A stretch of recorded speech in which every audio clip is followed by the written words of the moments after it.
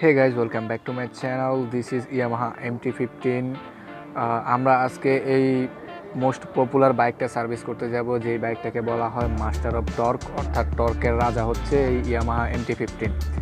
তো এই বাইকটা প্রায় 13,000 কিলোমিটার আপ রানিং চলতেছে।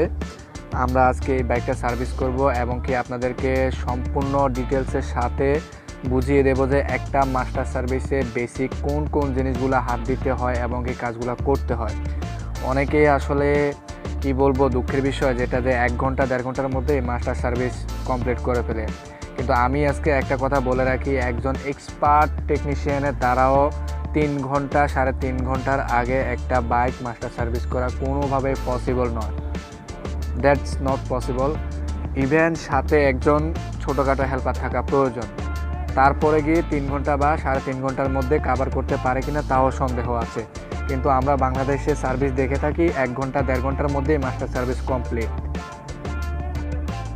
তো আজকের এই ভিডিওটা যদি আপনারা দেখেন 100% আপনারা বুঝতে পারবেন যে একটা বাইকে আসলে কি কি করা প্রয়োজন আর কি কি জিনিসগুলা করে না ম্যাক্সিমাম টেকনিশিয়ানরা। তো সেগুলো আপনারা, যেহেতু আপনার শখের বাইক, এত টাকা দিয়ে সার্ভিস করাবেন, সময় দেবেন, শ্রম দেবেন, সব কিছু দেবেন, কিন্তু সার্ভিসটা যদি প্রপারলি না পান তাহলে সেখানে আসলে একটা দুঃখ থেকেই যায়। তো আমরা ফটাফট বাইকটা খুলে নিই, তারপরে আপনাদেরকে বলবো এক এক করে কি কি করতে হবে। আমরা এই যে দেখতে পাচ্ছেন এয়ার ফিল্টারটাও খোলা হয়ে গেছে। যদি এটা রিপ্লেসের প্রয়োজন হয় তো রিপ্লেস করে দেবেন, বাট যদি ভালো থাকে, চলে এমন হয়, তাহলে হাওয়া দিয়ে এয়ার প্রেশার দিয়ে ভালো করে ক্লিন করে তারপর গিয়ে এটা সেট করতে হবে। তো আমি এখানে আজকে আপনাদেরকে বেসিক যে জিনিসগুলো সেগুলোই দেখাবো। এটা দেখতে পাচ্ছেন আপনারা, এই যে থ্রোটল বডি, এর উপরেই থাকে হচ্ছে হলো এফআই, যেটাকে আমরা ফুয়েল ইনজেক্টর নামে চিনে থাকি সংক্ষেপে, যেটার নাম হচ্ছে এফআই। তো আমরা থ্রোটল বডিটা খুলে নিই, থ্রোটল বডিটা ক্লিন করব। এফআইটা আমরা এফআই মেশিন আছে, এফআই মেশিনের মাধ্যমে ক্লিন করে নেব। বাকি যে হাতের কাজগুলো আমরা সবগুলো সেরে নেব। তো আমি আপনাদেরকে বলে রাখি যে আমি এখানে যেগুলা খুব বেশি প্রয়োজন, বেসিক যেগুলা থেকে অনেকের অনেক কিছু জানার বা বোঝার আছে সেগুলাই দেখানোর চেষ্টা করেছি। বাকি আদারওয়াইজ আমি বাকি কাজগুলা ভিডিও থেকে কেটে দিয়েছি, বাট ওগুলা দেখাইতে গেলে দেখা যাচ্ছে কি ভিডিওটা অনেক লং হয়ে যায়। তো ওখানে কি কি কাজগুলো করা বাকি রয়েছে বা করা প্রয়োজন সেগুলো আমি আপনাদেরকে বলে দিচ্ছি, আপনারা সেগুলো মাথায় রাখবেন। তো প্রথমে আপনারা যে যে রেয়ার হুইল, ফ্রন্ট এবং রেয়ার হুইলের যে স্টিকগুলো এগুলো গ্রিস করবেন, বেয়ারিংগুলো চেক করতে হবে, সেসিস বুশ চেক করতে হবে, সেসিস বুশ গ্রিস করতে হবে। এরপর হচ্ছে হলো বল রেসারটা গ্রিস করতে হবে। যদি শকার যে সাসপেনশনের যে অয়েল লেভেল যদি কম বা বেশি থাকে সেক্ষেত্রে চেক করতে হবে, প্রয়োজন মতো লাগলে সেটা দিয়ে দিতে হবে। এরপর হচ্ছে হলো স্পার্ক প্লাগটা যদি রিপ্লেসের প্রয়োজন হয় করে দেবেন, না হলে সেটা চেক করবেন। এরপরে বাকি যেগুলো থাকে, এয়ার ফিল্টারের কথা তো বললামই, মোবিল যদি চেঞ্জ করার প্রয়োজন হয়, মোবিল ফিল্টার যদি চেঞ্জ করার প্রয়োজন হয় তাও আপনারা করে দেবেন। উপরে যে কাজগুলো আছে, টেপিট যেটাকে অ্যাডজাস্ট করতে হয় প্রতি 3 থেকে 4,000 কিলোমিটার পর, তাহলে গাড়ির সাউন্ড, পারফরমেন্স, মাইলেজ সব কিছু মোটামুটি একটু বেটার থাকে, ভালো পারফরমেন্স পাওয়া যায়। এই জন্য চেষ্টা করবেন আপনারা 3 থেকে 4,000 কিলোমিটারের মধ্যে, সর্বোচ্চ 5,000 কিলোমিটারের মধ্যে আপনারা টেপিটটা অ্যাডজাস্ট করে নেওয়ার চেষ্টা করবেন, তাহলে আপনার মাইলেজের ইস্যু থাকবে না, বাইকটা মোটামুটি ভালো চলবে এক কথায়। তো আমরা টেপিট কাভারটাও খুলে নিই, আপনাদেরকে বলে দেবো যে টেপিট যখন অ্যাডজাস্ট করবেন সেটার মাপ আসলে একজ্যাক্টলি কত থাকে, এটা অনেকেই বোঝে না। এরপরে হচ্ছে হলো পিছে যে চেন অ্যাডজাস্ট করতে হবে, আবার সাথে সাথে চেনটা লুব্রিকেন্ট করতে হবে, ক্লিন করতে হবে। ক্লিন করার পর হচ্ছে হলো চেনটা লুব্রিকেন্ট করতে হবে। আবার এই সামনে যে ছোটো স্পকেটটা থাকে সেটা চেক করতে হবে। এটা প্রায় সময় হয় কি পিছনেরটার আগে 2বার চেঞ্জ করতে হয় সামনেরটা, কেননা পিছেরটা যদি একবার ঘুরে সামনেরটা 3বার করে, সেজন্য এটা চেঞ্জ করা প্রয়োজন। তো এখানে আপনারা যেটা দেখতে পাচ্ছেন এটা হচ্ছে থ্রোটল বডি। তো আমরা এটাকে ক্লিন করব। আগে এই যে এক্সজস্ট আরপিএম এক্সজস্টের নাটটা আমরা খুলে নেব। এরপরে হচ্ছে হলো আমরা এই আইএসসি বাল্বটা খুলে নেওয়ার পরে হচ্ছে হলো আমরা এটা WD-40 যে স্প্রেটা পাওয়া যায় ক্লিনার, সেটা দিয়ে আমরা ক্লিন করব। এখানে একটা বিষয় বলে রাখি, এখানে কোনোভাবেই পেট্রোল বা অকটেন অ্যালাউ না।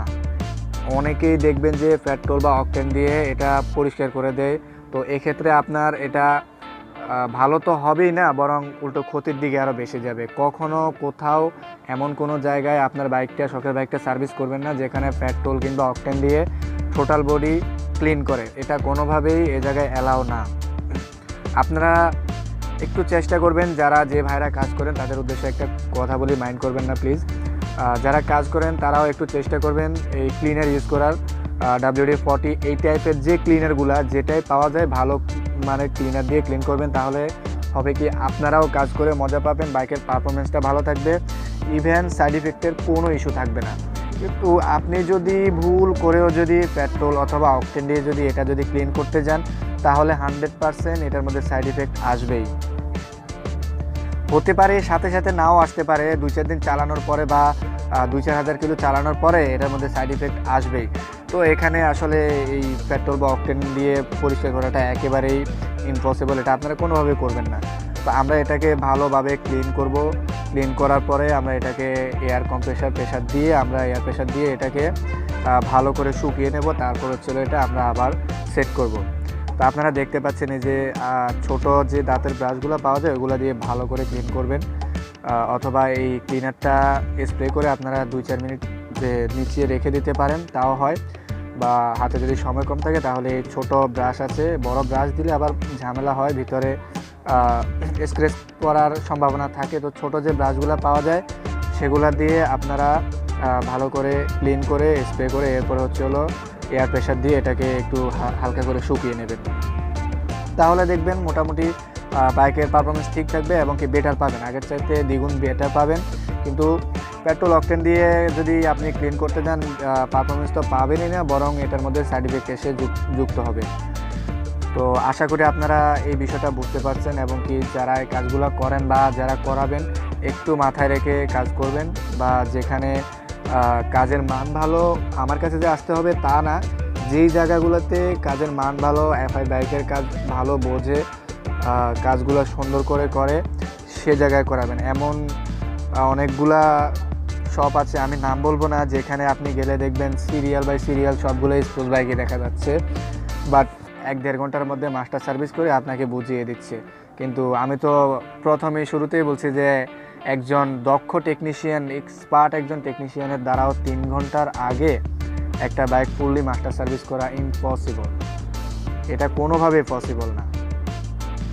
তো আরপিএম নাটটাও একটু ভালো করে পরিষ্কার করবেন, পরিষ্কার করে হাওয়া দিয়ে এরপরে ক্লিন করে আপনারা এটা অ্যাডজাস্ট করবেন। অ্যাডজাস্ট করার নিয়ম এটা যখন আপনারা অ্যাডজাস্ট করবেন, আমি সেটাও বলে দিই, ভিতরে সম্পূর্ণ প্যাচটা শেষ হওয়ার পরে, কাভার করার পর হালকা হাতে, এটা কিন্তু প্লাস্টিক নাট, এটা ভেঙে যায়, যদি জোরে দেন তো 19-20 হলেই ভেঙে যাবে।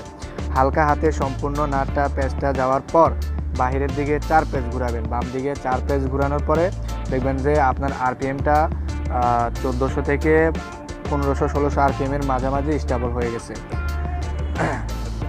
তো আমরা এই আইএসসি বাল্বটাও আমরা লাগিয়ে নিলাম, এটাও ক্লিন করা হয়ে গেছে আমাদের এই পর্যায়ে, প্রায় এটা ক্লিনের শেষ পর্যায়ে আছে। তো আপনারা তো দেখতেই পাচ্ছেন, আর বাকি যেগুলা ভিডিওতে দেখানো হয় নাই আমি তো বলেই দিলাম, সেগুলো আপনারা করিয়ে নেবেন, বা এই কাজগুলো করতে হবেই, এগুলা আপনার সার্ভিসের মধ্যে পড়ে। এরপরে আরও কিছু জিনিস যেগুলো বাকি আছে, সেটা হচ্ছে ক্লাস অ্যাক্সেলারেটরের যে তারগুলা থাকে, কেবলগুলো থাকে, ওইগুলো ভালো করে লুব্রিকেন্ট করা, ক্লিনের পর লুব্রিকেন্ট করা, হ্যান্ডেল টোটাল যে গ্রিপ থাকে ওটা লুব্রিকেন্ট করা, এই ধরনের অনেকগুলা কাজ থাকে। ছোটোখাটো লুকিং গ্লাসগুলা দেখে শুনে অ্যাডজাস্ট করে দেওয়া, এইরকম আরও অনেকগুলা থাকে। লাস্ট গিয়ে এরপরে অনেকে অনেকভাবে ওয়াশ করে, কেউ কম ওয়াশ করে, কেউ এক একজনের এক এক রকম থাকে, কেউ ক্রাশিং দিয়ে ক্রাশিং ওয়াশ করে দেয়, এরপরে গিয়ে তারা ওয়াটার ওয়াশ করে। তো এক একজনের আসলে সিস্টেমটা এক এক রকম। এরপরে আরও কিছু কাজ, যেটা চাকার যে এয়ার প্রেশার, টায়ারের যে এয়ার প্রেশার, সেটাও ভালোভাবে দেখতে হবে। এতেও মাইলেজের অনেক ইস্যু থাকে, গাড়ির ব্রেকিংয়ের ইস্যু থাকে, চাকা স্লিপ করার ইস্যুটা ওইখানে থাকে। এরপরে এটা যেহেতু এফআই বাইক, এটার মধ্যে কুলেন্ট সিস্টেম আছে, কুলেন্ট লেভেলটা দেখতে হবে, কম থাকলে সেটা রিপ্লেস করে দিতে হবে, কিংবা এটা আপনি লেভেলটা পূর্ণ করে দিলেন। এইরকম আরও ছোটোখাটো অনেকগুলো কাজ আছে যেগুলো দেখে করতে হয়, আপনারা আশা করি সেই কাজগুলো করিয়ে নেবেন। তো এখানে আমরা এই যে দেখতে পাচ্ছেন আমরা ট্যাফিটের যে অ্যাডজাস্ট সেটা অবশ্যই ফিলার গেজের মাধ্যমে করবেন। এটা হাতে যদি কেউ করে, সে যদি ইঞ্জিনিয়ারও হয়, তার দ্বারা এটা সম্ভব না। যদি সেটা 2 ভ্যালভের গাড়ি হয় তাহলে আমি বলবো সেটা সম্ভব, যদি একজন টেকনিশিয়ান এক্সপার্ট হয়। কিন্তু 4 ভ্যালভের ক্ষেত্রে সেটা যেই বাইকই হোক, 4 ভ্যালভের ক্ষেত্রে একজন দক্ষ টেকনিশিয়ানও কখনো হাতে ভালোভাবে অ্যাডজাস্ট করতে পারে না, 19-20 হবেই। একবারে 20-20 করতে হলে আপনাকে সেটা অবশ্যই ফিলার গেজের সাহায্য নিতে হবে, তাহলে আপনারা পারফেক্টলি ট্যাফিটটাও অ্যাডজাস্ট করতে পারবেন। এরপরে পাশাপাশি আপনাদের আরও যে ছোটোখাটো কাজগুলো আছে, আমি তো সবগুলা হয়তোবা এখন মনেও আসতেছে না, আপনারা সেগুলো দেখে শুনে দিবেন। এরপরে যদি ওয়াইডিটি ওয়ারিং চেক আপের কোনো প্রয়োজন থাকে, আদারওয়াইজ সেটাও আপনারা করে দেবেন। বা যে সেন্সারগুলো আছে ওগুলো একটু দেখে শুনে ক্লিন করে দেবেন, তাহলে বাইকটা পরবর্তী 5-6 হাজার কিলোমিটার পর্যন্ত কোনো প্রবলেম দেখা দেবে না। তো আশা করি আপনারা ভিডিওটা যদি সম্পূর্ণ দেখে থাকেন তাহলে আমার কথাগুলো বুঝতে পারবেন। আপনারা যেখানে কাজ করান নিজের কাজগুলো আসলে 100% করিয়ে নিতে পারবেন, কারণ একটা সার্ভিসের মধ্যে প্রতিটা কাজই হচ্ছে হলো আপনার ইম্পর্টেন্ট। অনেকে দেখা গেছে এই বেসিক যে কাজগুলো 2-1টা কাজ করে এই সামনে ফ্রিজের ব্রেক প্যাডটা দেখেই শেষ, মাস্টার সার্ভিস হয়ে গেছে। কিন্তু এই ব্রেক প্যাড দেখা তো না ভাই, এখানে আরও 30-40টা কাজ আছে ছোটোখাটো, যেগুলো করতেই হবে। একটা মাস্টার সার্ভিসে মাস্টলি এটা করতেই হবে, তাহলে আপনার বাইকটা ভালো পারফরমেন্স দেবে, আপনি বাইকটা রাইড করে মজা পাবেন, অন্যরকম একটা অনুভূতি ফিল করবেন। তো আশা করি আপনারা ভিডিওটা বুঝতে পারছেন, যদি দেখে থাকেন তাহলে অবশ্যই আপনারা বুঝতে পারবেন।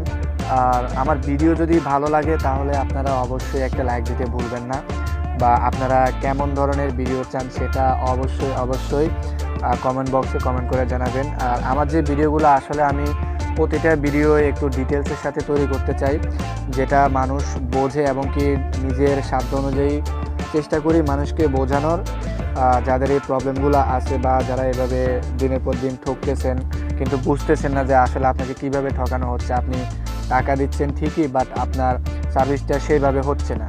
তো না হওয়ার পিছনে অনেকগুলো কারণ থাকে, যেগুলা পাবলিক আসলে খুব একটা দেখে না। তো আপনারা এই জিনিসগুলা ভালো করে একটু লক্ষ্য করবেন। এখন আবার হচ্ছে হলো শীতের সময়, ব্যাটারি একটা ইস্যু থাকে বসে যাওয়ার, ব্যাটারিটা খুলে চার্জিং সিস্টেম থাকলে চার্জ করে নেবেন, তাহলে ব্যাটারিটাও লং লাস্টিং হওয়ার সম্ভাবনা থাকে, যেহেতু এখন শীতের সময় ব্যাটারিও বসে যায়। শীত বলে তা না, একটা সার্ভিসের মধ্যে এটাও পড়ে। অবশ্যই ব্যাটারির ভোল্টেজটা চেক করতে হবে, চেক করে যদি ভোল্টেজ যদি কম বেশি মনে হয় বা প্রয়োজন পড়ে তাহলে ব্যাটারিটা অবশ্যই চার্জিংয়ের ব্যবস্থা রাখতে হবে এবং চার্জ করে দিতে হবে। আপনারা এই মুহূর্তে যেটা দেখতেছেন এটা হচ্ছে হলো ফুয়েল পাম্পটা এই গাড়ির আপনারা কি বলবো, মানে অনেক গুরুত্বপূর্ণ একটা ইস্যু, যেটা ফুয়েল সাপ্লাই করে। আপনারা খুব ভালো করে জানেন ফুয়েল যদি না দেয় তাহলে গাড়ি স্টার্ট এই জন্মেও হবে না।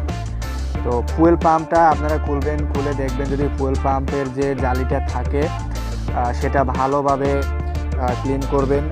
ওই যে আপনারা এটা যদি আবার অকটেন দিয়ে করেন তাও হয়, বাট আমি বলবো এখানেও আপনারা WD-40 যে স্প্রেটা পাওয়া যায় সেটার ইউজ করেন, তাহলে হবে কি খুব দ্রুত এবং কি ভালোভাবে ক্লিন করতে পারবেন। অ্যাকচুয়ালি বলতে গেলে এটা তো পেট্রোলের মধ্যে অকটেনের মধ্যে পড়েই থাকে, তো ক্লিন হলে ওইখানেই হয়ে যেত। বাট অকটেনের যে ময়লাটা ওটা পরিষ্কার করার জন্য অকটেন যথেষ্ট না। যেমনটা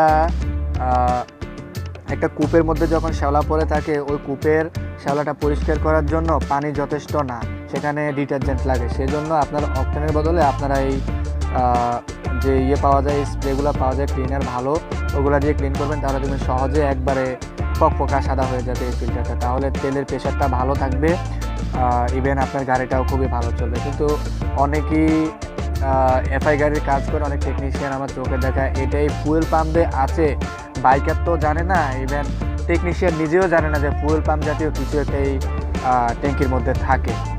তো আপনারা আশা করি বিষয়গুলো মাথায় রাখবেন, এটা ভালোভাবে পরিষ্কার করে দেবেন। এটা যদি লং টাইম যদি ওয়াশ করা না হয় তাহলে এটা একটা সময় গিয়ে নষ্ট হয়ে যায়। ফুয়েল পাম্পের যে প্রেশার, তেলের যে প্রেশারটা এটা কমে যায়, কমার পরে গাড়ি ধাক্কাধাক্কি করে নানা রকম সমস্যা দেখা দেয়, এক পর্যায়ে গিয়ে এটা ফুললি ড্যামেজ হয়ে যায়। আপনারা যারা কাজ করেন একটু দেখে শুনে করবেন, একটু কেয়ার করে করবেন বাইকগুলা, যেহেতু আপনার কাছে হয়তো বা কোনো কিছু না হতে পারে, প্রতিটা মানুষেরই একটা না কারো না কারো শখের বাইক। তো কাজগুলো করার সময় একটু কেয়ারফুলি থাকবেন, একটু যত্ন সহকারে করবেন, কোথাও জানি কোনো স্ক্র্যাচ বা স্পট না পড়ে সেদিকেও লক্ষ্য রাখবেন। আর কি বলবো, আসলে বলতে গেলে অনেক কথাই বলা লাগে, তো বেশি কথা বলবো না। আপনারা ভিডিওটা আমি কন্টিনিউ করে দিলাম, আপনারা সেটা দেখতে থাকুন। আর বেসিক যে বিষয়গুলো আমি তো সেগুলো বলেই ফেলছি আপনাদেরকে, অলমোস্ট সেগুলো আমার বলাও শেষ, কী কী কাজ থাকে, কী কী আপনারা করাবেন। লাস্ট যে কথাটা সেটা হচ্ছে, যদি ভিডিওটা ভালো লাগে তাহলে অবশ্যই লাইক কমেন্ট করতে ভুলবেন না। আর আরেকটা কথা বলি, ভিডিওটা একটু বেশি বেশি করে শেয়ার করে দেবেন, যাতে করে অন্যরা দেখতে পারে, বুঝতে পারে, যারা এই প্রবলেমগুলো ফেস করতেছে বা যারা এই ধোঁকার এই শিকার হইতেছে। অনেকেরই এই প্রবলেমটা আছে, শুনি মাঝে মাঝে যে 1 ঘন্টায় সার্ভিস করে দিয়ে দিয়েছে মাস্টার সার্ভিস। হোয়াই, কেমনে, কীভাবে পসিবল, আমি সেটাই বুঝি না। এত তাড়াতাড়ি কেন করবেন আপনি একটা মাস্টার সার্ভিস? আপনাকে তো সেটার সময় দেওয়া হয়েছে, বা ওই পরিমাণ আপনি সেটা চার্জও নিচ্ছেন, তাহলে সেক্ষেত্রে আপনার তো উচিত যে যথেষ্ট পরিমাণ সময় নিয়ে এটাকে ওইভাবে প্রতিটা জিনিস আপনার দেখা। এটা প্রত্যেকটা টেকনিশিয়ানের একটা দায়িত্ব, যার কাছে এই বাইকটা যায় তার এই দায়িত্বের উপরে পড়ে। তো আপনারা কেন দেখবেন না? সেটা একটু ভালোভাবে দেখে দিলেই তো হয়। তো আমি বলবো, আপনারা যারা কাজ করান তারাও একটু কেয়ারফুল থাকবেন, যেহেতু প্রতিটা মানুষেরই বাইকগুলো শখের হয়ে থাকে। অনেক একেবারে শখের যে তা না, প্রতিটা মানুষের শখ তো অবশ্যই আছে, বাট অনেকেরই কাজে, বেশিরভাগ মানুষই কাজে বাইকটা ইউজ করে। সো এমন কারো কাছে কাজ করাবেন না যে কাজ করানোর পরে গিয়ে পরবর্তীতে আপনাকে বিপদে পড়তে হয়। তো আশা করি আপনারা ভিডিওটা বুঝতে পারছেন। যদি ভালো লাগে একটা লাইক দেবেন, আর আপনি যদি আমার চ্যানেলে নতুন হয়ে থাকেন তাহলে অবশ্যই প্লিজ আমার চ্যানেলটা সাবস্ক্রাইব করে রাখবেন এবং ভিডিওটা শেয়ার করে অন্যকে দেখার সুযোগ করে দিন। আজকের মতো এখানে বিদায় নিচ্ছি। আল্লাহ হাফেজ। সবাই ভালো থাকবেন, সুস্থ থাকবেন, এটাই কামনা। তো দেখা হবে আবার পরবর্তী কোনো ভিডিওতে। ভিডিওটা আমি কন্টিনিউ করছি, আপনারা সেটা দেখতে থাকুন। সবাই ভালো থাকবেন, সুস্থ থাকবেন। আল্লাহ হাফেজ।